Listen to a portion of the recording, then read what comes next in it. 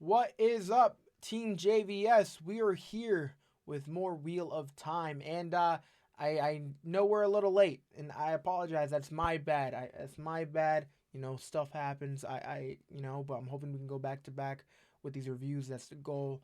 But I just want to say a big thank you to everyone that's been extremely patient, showing loves on not only showing love not only on the videos and reviews over on Team JVS, but of course my reactions on my channel does mean a lot. The comments, the liking, everything. You guys have been fantastic, and I do appreciate you guys. Um, there's a lot to talk about.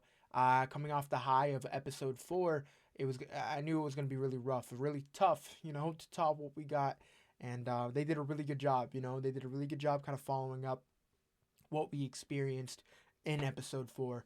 Um, Man, I mean, I kind of want to just go back to talking about episode 4, but I know we gotta kind of move on a little bit. But you know, immediately with Moraine and Lan kind of talking about things. I mean, I was really excited to see kind of how Moraine recovered and how she kind of is dealing with everything after what she experienced. Um, because we kind of saw some stuff that she went through, and it clearly was no joke. I mean, the murder, the her witnessing other murders, and of course, that's a lot. It's a lot. So to see her kind of talking about that in this episode, where she's saying, in order for Land to succeed, I have to die. In order for me to live, Rand has to die.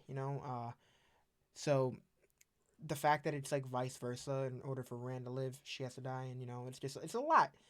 And it's just it feels like there's a little more faith there, and the way just her and Lan were talking about everything. There's a really well done moment later on in the episode too, where both of them kind of sit down, and Lan's like, "Well, you don't die tonight, so let's have a drink," and obviously Moran is feeling a little bit and feeling some type of way because of that.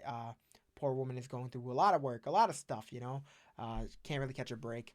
But I think one of the highlights for me in this episode, even though there was a lot of good stuff, like dealing with the White Cloaks and just of course Perrin and assembling his little crew, which was fantastic. I thought that was really cool, being back at the river. It's pretty interesting. But obviously we dealt with a lot of heartbreak in this episode, and one of the main things, of course, is with Matt's family, and I'm really nervous to see how that's going to play out, because as soon as we saw Matt's dream and seeing his mother involved in that dream, just kind of broke me a little bit, considering we know what the current state of her, where she's at right now. Um, but we kind of get a little bit more information on his family with one of his sisters.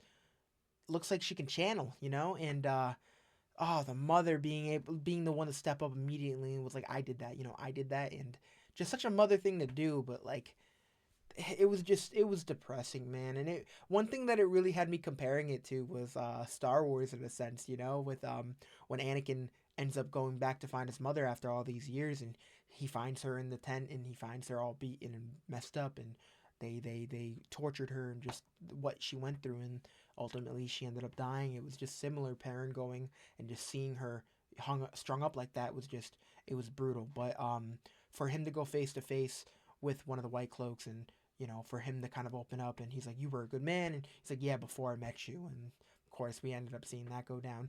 Again, I'm really bad with names. You guys know this if you've been around, but to see Perrin go up, and we have another woman in his life, if you will, who is a little more involved, and we're seeing a little bit there, and I'm really excited to see where that goes, because immediately when she popped up on the screen for the first time this season, I was just like, immediately I'm like, oh, she's cool, I like her, and she's doing more of that in this episode, where he's like, oh, you're not coming with me, and she's like, no, I'm going with you guys. like it's not a conversation, and she can clearly handle herself, as we saw later on in the episode. But the thing that really got me going, and oh god, I want to dive into this part, but I'm gonna wait because it's my favorite part of the episode. But again, I'm gonna talk more about, of course, the story pertaining or containing of course, Matt and Nynaeve, and of course their whole crew there. Um, that was interesting to see the whole boat ride, but to learn more about, again, the culture. To learn more about the cultures, to learn more about the world, like the world building. Obviously, it comes from a book, so obviously there's already a set world. We know it's massive, but just to learn more, and to learn more about the culture, the people, and how different kind of groups kind of operate has always been one of my favorite things, especially just in storytelling as a whole. And they did a really good job with this, just them on being on the boat and them being ordered to stay down below. And you know, I'm not really questioning why. I'm just like, okay, if you're getting a ride, you're gonna listen to what you're told, you know. And for them to get to the point where uh, they go up there and they see this group of women channeling, and for her to spit straight bars and say, well, there's other ways to live, you know, there's other ways to do things, you know. And it was just fantastic to see. But the visuals of them kind of like their movement on the boat, and just the way that the visuals were with their abilities, I mean, it was just, oh man, it was just so cool to look at. It was so cool to watch. And we get to see that again later on, where I want to get to the highlight real quick. Egwene being able to jump dream to dream. I mean, we knew that we were gonna dive into a little bit of that here, but um, she went absolutely crazy here. I mean, she was so good here, bro. I mean, to see her diving from Rand's dream to well, first of course to you know, Matt's dream to Lane's dream to like everyone's dream. I mean, it was just, she was absolutely all over the place. I mean, she literally, I mean, I think she dived into like almost everyone, like everyone, one of the most of the main cast, like their dream sequences.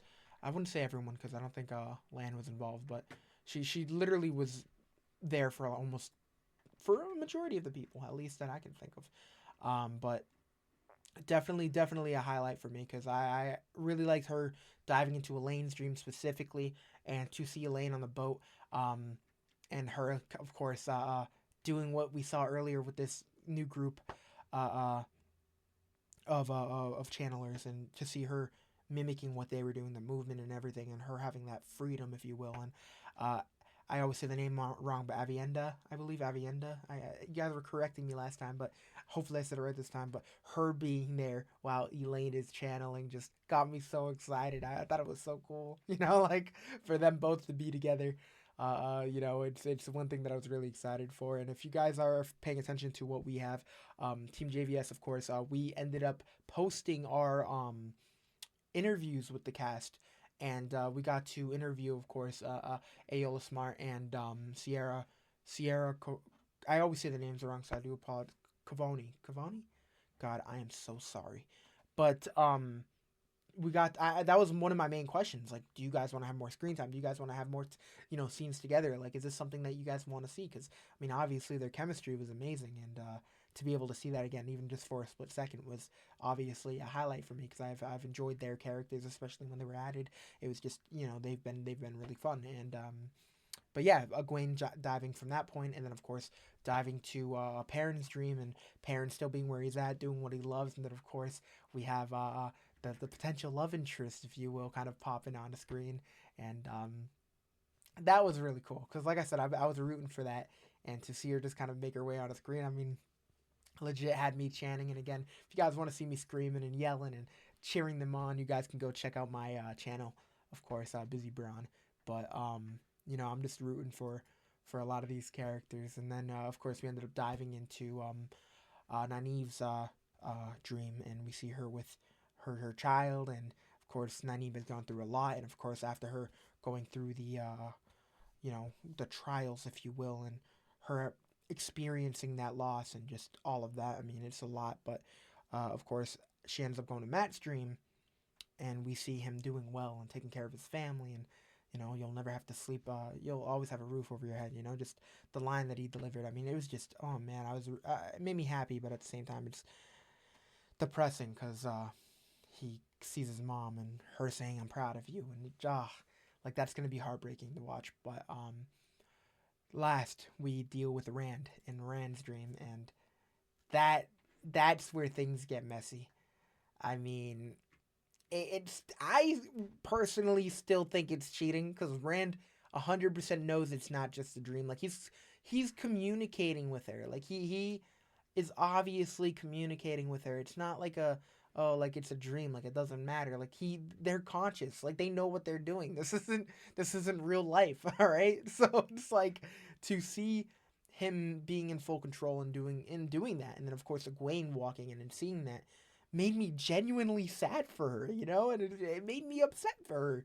So I felt bad, but you know, it's been nuts. But I will say I was a really big fan of this episode.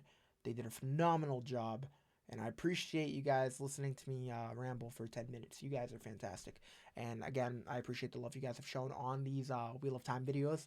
Fantastic.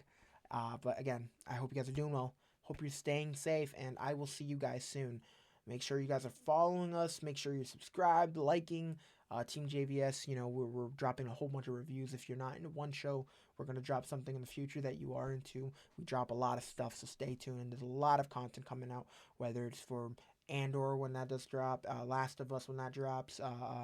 You know, we got a lot of things that are coming out soon, and I'm ready to knock out some content for you guys. So be ready.